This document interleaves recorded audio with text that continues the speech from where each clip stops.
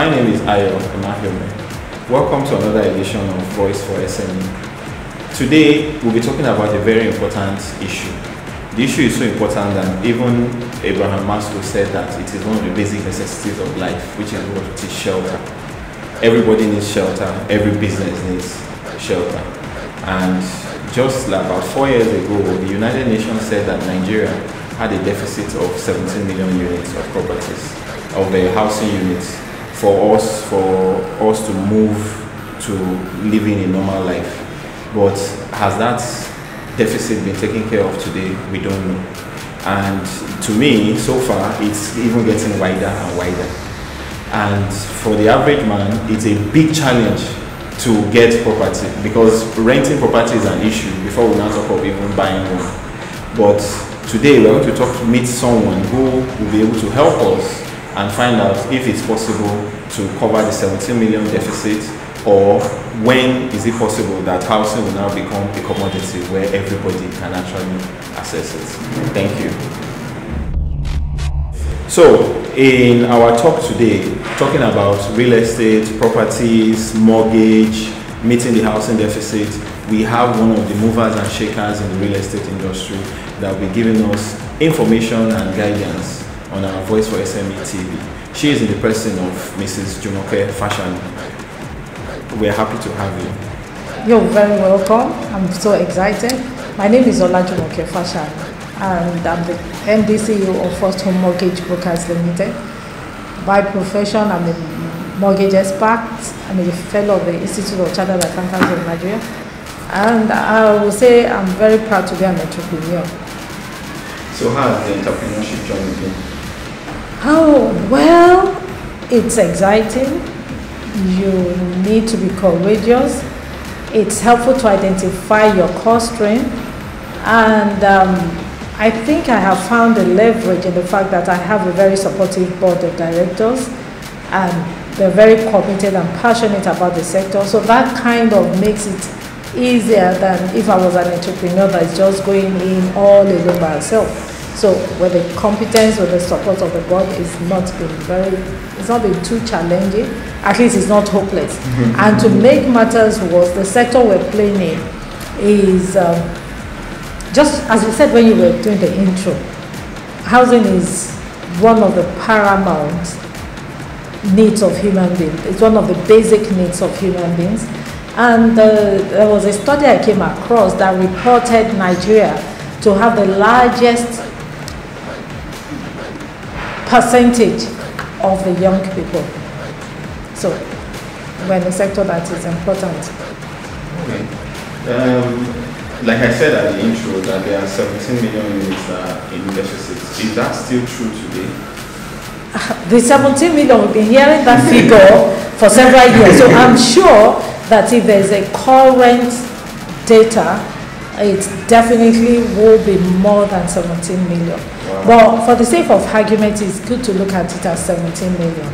So the topmost and the topical issue now is, how do you begin to reduce the deficit?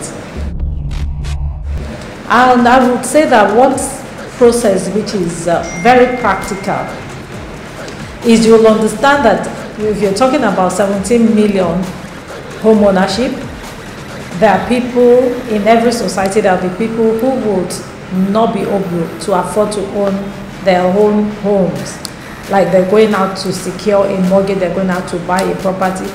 But what every society owes their citizens is at least everybody should be able to afford a dwelling place, which may be, even if it's on rental, at least be able to live in the place and be able to pay your rent.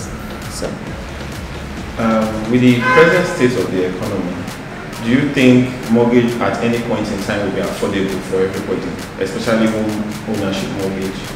Well, here's what I usually tell people, that one cannot single-handedly talk about the cost of a mortgage.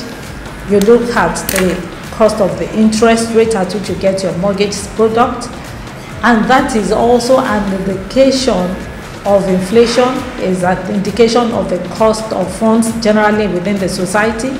And the funding that you use to create mortgages, every fund has alternative use.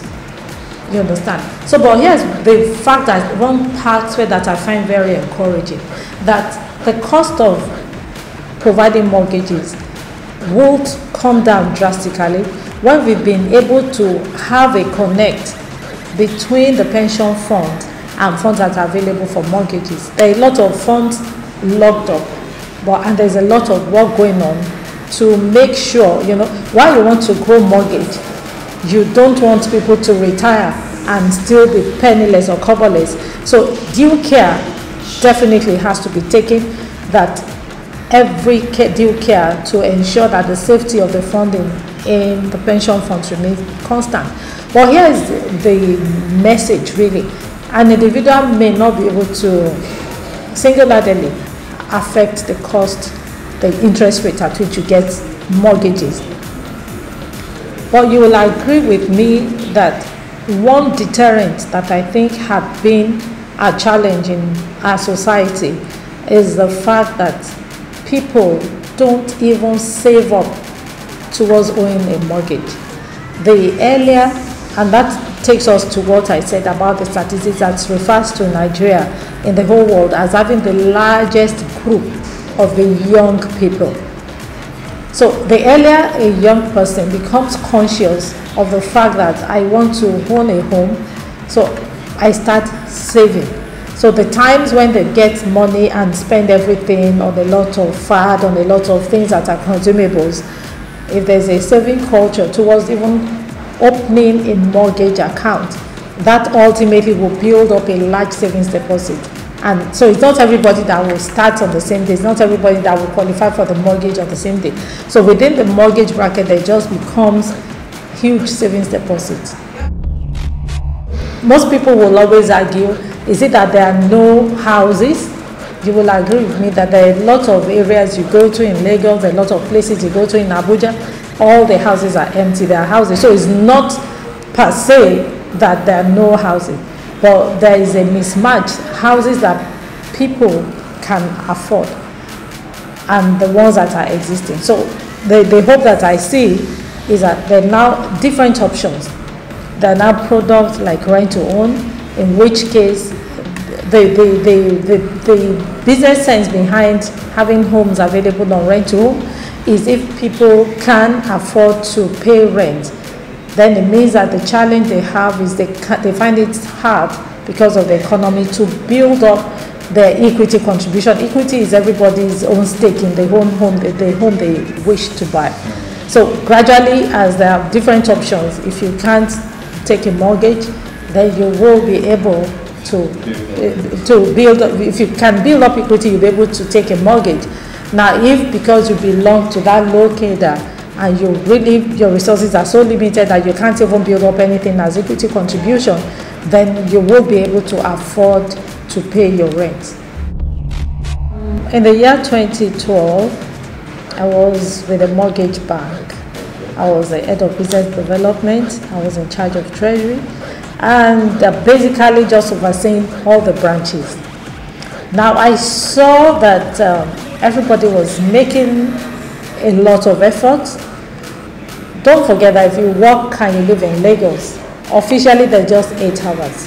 But when you take in the hold up that everybody runs into before they get to work, if you're a business development or a marketing person, you get out of your office, how many productive hours can you even have, even at the best effort?